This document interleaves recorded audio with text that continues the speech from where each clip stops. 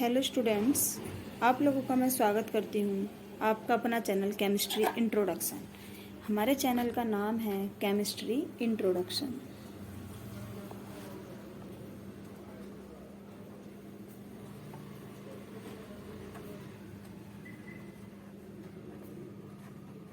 ये हमारा चैनल है केमिस्ट्री इंट्रोडक्शन और हम पढ़ रहे हैं chapter chemical bonding and molecular structure. उसमें कल की क्लास जो लास्ट क्लास हुई थी वहाँ हमने डिस्कस किया था हाइब्रिडाइजेशन, कि मैंने आप लोगों को टाइप्स और उसके विद एग्जाम्पल बहुत सारी एक टेबल भी मैंने आप लोगों के साथ शेयर की थी। तो आज हम नया टॉपिक पढ़ते हैं वेस्पर थ्योरी। ये वेस्पर थ्योरी का मतलब है वैलेंस सेल इलेक्ट्रॉन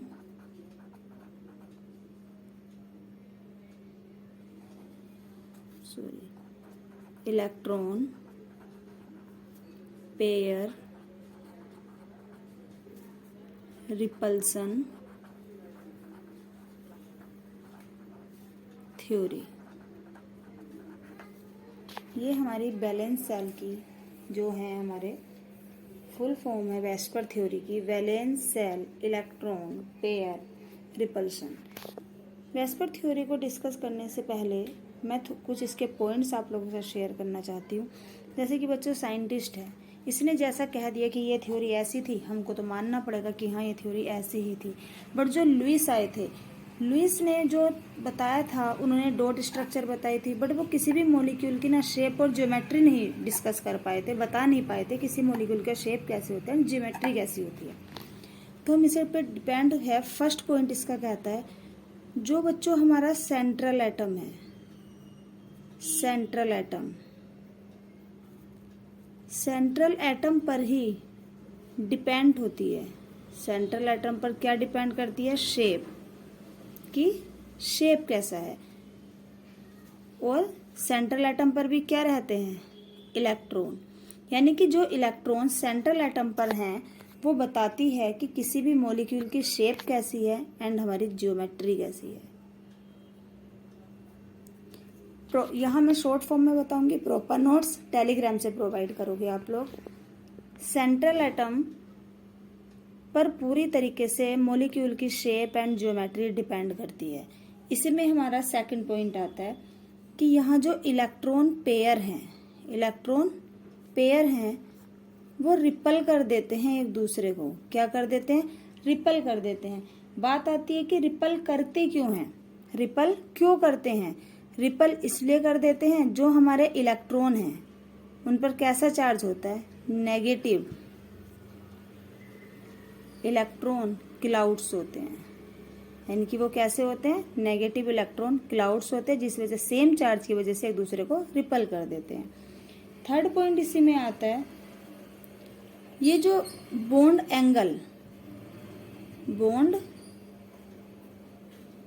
एंगल को भी डिस्ट्रीब्यूट कर देते हैं। बॉन्ड एंगल को क्या कर देते हैं?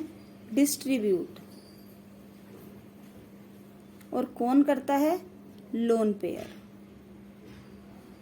लोन पेयर की वजह से क्या होता है? बॉन्ड एंगल हमारा डिस्ट्रीब्यूट हो जाता है। इसका नेक्स्ट पॉइंट आता है लोन पेयर के कारण ही क्या होता है? जो हमारा बॉन्ड एंगल है वो डिक्रीज हो जाता है। क्यों? Because repulsion. किसकी वजह से? रिपल्सन की वजह से। और रिपल्सन कहाँ हो रहा है? इलेक्ट्रॉन के बीच हो रहा है। देखिए CH4 का जो बॉन्ड एंगल है वो 109 डिग्री होता है। H2O में लोन पेयर आ जाते हैं तो H2O का बॉन्ड एंगल 105 डिग्री हो जाता है।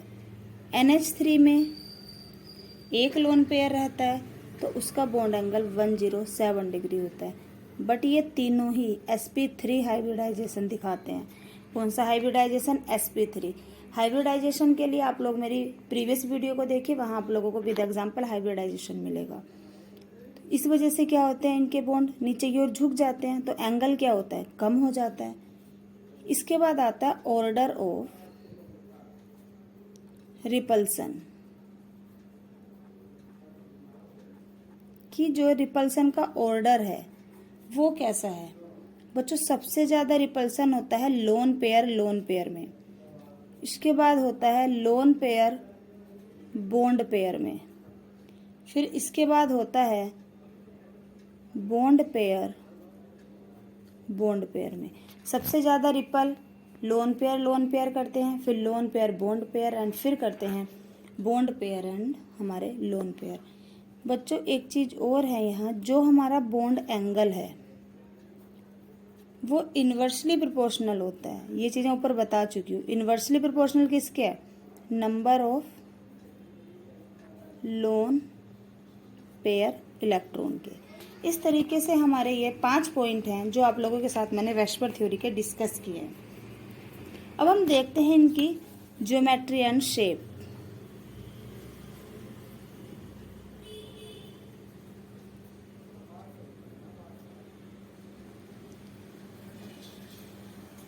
ज्योमेट्री एंड शेप में क्या होता है, एसपी हाइब्रिडाइजेशन जो होता है बच्चों उसकी शेप लीनियर है, और एसपी में का एग्जांपल हो जाता है BeCl2।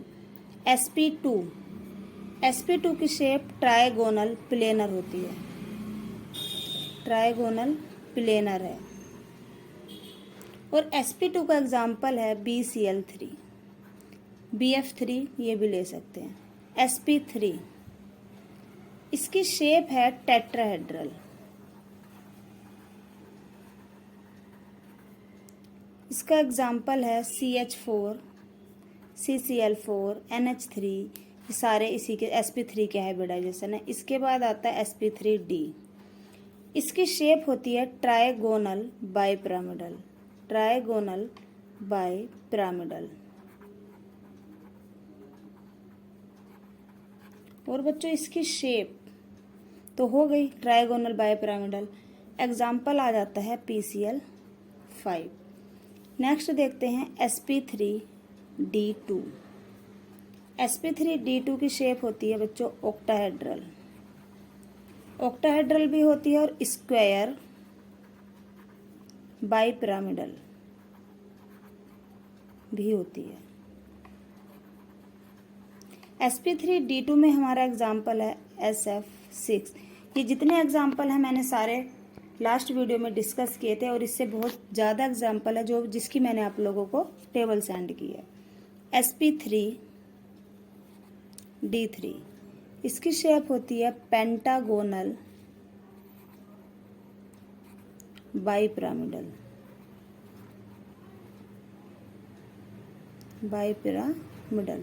इसका एग्जाम्पल है IF7। ये तो हमारे हैं कि जब हमारे पास सिंपल मॉलिक्यूल है हमने हाइब्रिडाइजेशन बता दिया।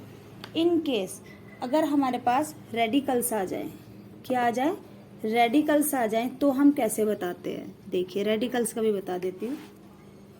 हाइब्रिडाइजेशन ऑफ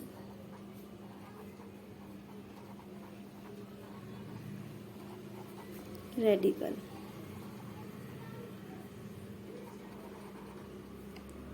के जो हमारे रेडिकल्स होते हैं उनमें कितना हाइब्रिडाइजेशन होता है। सबसे पहले देखते हैं CH3, ये फ्री रेडिकल है बच्चों, ये जो डॉट है ये फ्री रेडिकल है, इसमें हाइब्रिडाइजेशन होता है sp2।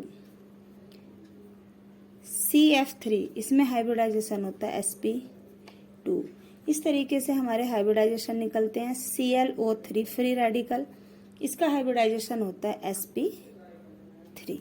इस तरीके से हम जो रेडिकल्स होते हैं उनके हाइब्रिडाइजेशन निकाल लेते हैं। अगर हमारे पास NO2 फ्री रेडिकल है तो हाइब्रिडाइजेशन होता है sp2। यहाँ हमारा वेस्पर थ्योरी एक्सप्लेन कर दी है मैंने आप लोगों के साथ, बस इतनी ही वेस्पर थ्योरी है, हम इससे ज़्यादा बड़ी नहीं डिस्कस करेंगे।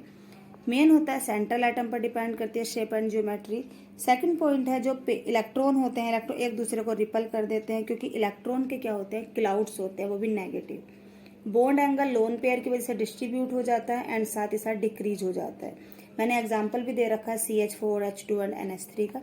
रिपल्सन सबसे ज़्यादा लोन पेयर, फिर lone pair bond pair and उसके बाद बॉन्ड पेयर। बॉन्ड एंगल हमेशा से इन्वर्सली प्रोपोर्शनल होता है नंबर ऑफ लोन पेयर के। ये फिर मैंने शेप बताई आप लोगों को, और ये हमने रेडिकल का हाइब्रिडाइजेशन बताया। अगर आप लोगों को मेरी वीडियो पसंद आए तो मेरे चैनल को सब्सक्राइब करें, लाइक करें, जितना हो सकता है बच्चों कमेंट करें, और हाँ नोटिफिकेशन ऑन करना ना भूलें, नोटिफिकेशन भी जरूर ऑन करें। एक बार अपने चैनल का नाम chemistry introduction. Thank you and have a nice day.